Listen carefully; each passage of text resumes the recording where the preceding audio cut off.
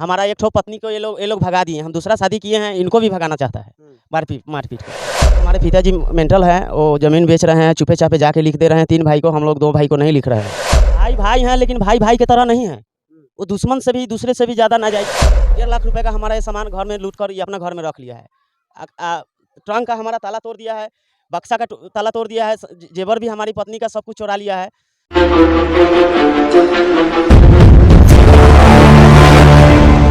समाज कहता है, संविधान कहता है और कानून कहता है कि अगर आपके पास पुरखों की संपत्ति है, ज़मीन है और आपके पास 5 बेटा है तो 5 बेटों में वह संपत्ति को, उस ज़मीन को जो है बराबर हिस्सों में बांट देना चाहिए। लेकिन ज़मीनी विवाद का जड़ क्या होता है वह आज हम इस वीडियो में आपको बताएंगे कि कैसे एक भीमलपुर पंचायत के मिठनपुरा गांव के एक व्यक्ति हैं जिनके पास 5 बेटा तो है, लेकिन 5 बेटे में संपत्ति को, ज़मीन को बराबर हिस्सा में ना बांटकर अपने बड़े वाले बेटे के बहकावे में आकर, अपने छोटे वाले बेटे के बहकावे में आकर जो है बाकी लोगों की हिस्से की संपत्ति को, ज़मीन को जो है या बाप अपने बड़े बेटे को बेच दे रहा है, छोटे वाले बेटे को दे रहा है और माजिल और साजिल को जो है हिस्से को हड़प ले रहा है, जिसके कारण जो है पूरा मामला गर्म हो चुका है। कब वहाँ पे खून खराबा हो जाएगा, कब क्या कुछ हो जाएगा, अनहोनी हो जाएगा, कह नहीं सकते हैं। पूरा बिहार में जो है ज़मीनी विवाद का ग्राफ ऐसे ही आगे की तरफ नहीं बढ़ रहा है। इसके पीछे जो है बहुत बड़ा रीज़न है। एक रीज़न यह भी है कि जिस संपत्ति को 5 बेटों में बराबर बांटनी चाहिए, वह बाप जो है अपने फ़ायदे के लिए अपने बड़े बेटे के हिस्से में बांट रहा है, अपने छोटे बेटे में बांट रहा है। जो 5 बेटों का हिस्सा है, उस हिस्से का चोरी करके जो है अपने चहेते बेटे में जो है दे रहा है। अभी मैं भीमलपुर पंचायत के मिठनपुरा गांव के 5 नंबर वार्ड में हूं। हमारे साथ एक भाई साहब हैं। इनका आरोप है कि इनके पिताजी जो हैं ज़मीन बेच रहे हैं। एक ही भाई को ज़मीन सभी बेच दे रहे हैं, जबकि ये 5 भाई हैं। क्या नाम हुआ आपका? हमारा नाम संजय सा है। संजय सर, क्या प्रॉब्लम है?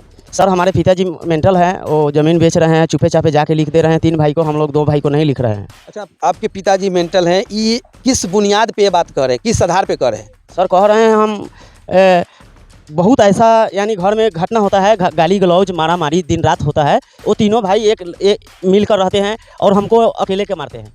आपको अकेले को क्यों मारते हैं? 3 भाई एक जगह है तो आपको क्या दिक्कत है? भाई भाई हैं, लेकिन भाई भाई की तरह नहीं है।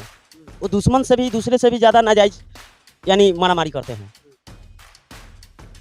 काफी के साथ मारपीट होता है? जी, हर साल, हर बार, हर महीने में, हर दिन के हिसाब से। ज़मीन का क्या मामला? ज़मीन का मामला है कि हमारे पिताजी मेंटल है, वो ज़मीन लिख रहे हैं। किसको लिख दे रहे हैं? लालू सा के, नगिंदर सा के, बिलिंदर सा के, चुपे चापे जाके लिख देते हैं। ज़मीन किसके नाम पे? दादाजी के नाम से है। आपके दादा के नाम पे? जी, सदुक सा के नाम से है। तो ये भाई जो हैं आपके, ज़मीन क्यों लिखवा लेते हैं? आप लोग का हिस्सा भी है? हाँ है, हमारा हिस्सा है उसमें।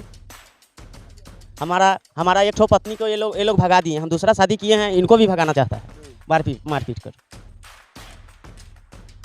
ये मामला सर लगभग चल रहा है 3-4 साल से, फरिया नहीं रहा है मीटर। एक बात बताइए, पिताजी के 5 बेटा यानी आप 5 भाई, तो 5 का कितना हिस्सा होगा?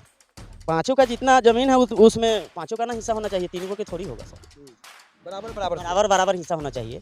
तो ये चुपे चोरी करके लिखा रहा है। कहाँ पे फंस जा रहा है? क्यों ऐसा नौबत आ गया कि ज़मीन एक ही भाई को, दूसरे भाई को, तीसरे भाई को लिख दिया जा रहा है, जबकि आप लोगों के हिस्सों में नहीं आ रहा है? उसको हम अपने पिताजी को, हमको 2 साल 28 साल शादी का हुआ है, उनको हम 1.5 साल हम खाना खिलाए हैं। 1.5 साल खाना खिलाए हैं।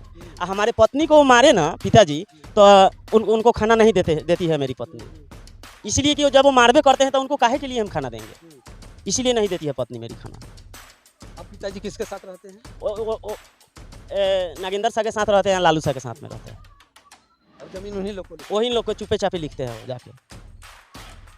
अच्छा, इसमें आपको क्या दिक्कत है? उनकी ज़मीन है, उनके बाप दादा की ज़मीन है, वे अपनी ज़मीन बेच के खा जाए या एक बेटे को दे दे? सर बेच दीजिएगा आप, ज़मीन कैसे बेच दीजिएगा? 5 गो बेटा है तो 5 को आधा हिस्सा होगा कि आधा हिस्सा होगा। अभी आपने बताया कि वे मेंटल डिस्टर्ब चल रहे हैं, ठीक है, आपके कथनानुसार, तो उनकी इलाज कैसे होती है? उनकी दवा दारू कैसे होती है? उनको खाना कौन खिलाता है? सुनिए ना, उनको इलाज के लिए हम पैसे देते थे। अब यही 5-7 महीने से मान के चलिए ना, साल भर से हम नहीं देते हैं कुछ। उनको नहीं देते हैं कुछ, हम खाना भी नहीं देते हैं। अच्छा, अब क्या चाहते हैं इसमें? हम चाहते हैं बस इंसाफ हो हमारा, बस यही चाहते हैं। इंसाफ, कैसा इंसाफ हो? यानी ये जो ज़मीनी विवाद है फरिया हरिया जाए, बस इतना ही चाहते हैं। बराबर बराबर हिस्सा। जी, बराबर का हिस्सा चाहते हैं।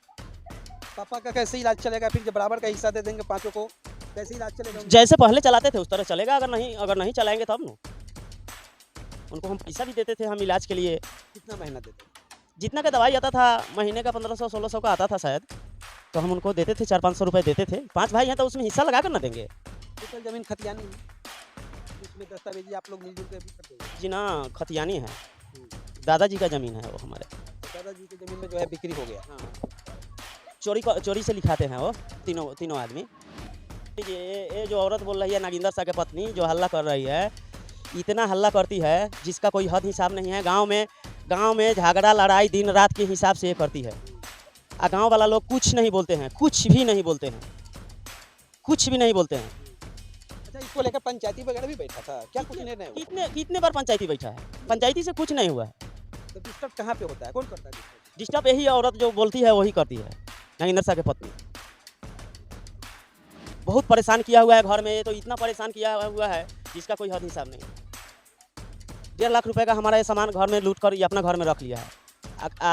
ट्रंक का हमारा ताला तोड़ दिया है, बक्सा का ताला तोड़ दिया है, जेवर भी हमारी पत्नी का सब कुछ चुरा लिया है। सर चलिए आप हमारे घर में भी देख सकते हैं, आप कैसे मैटर है आपको समझ में आ जाएगा।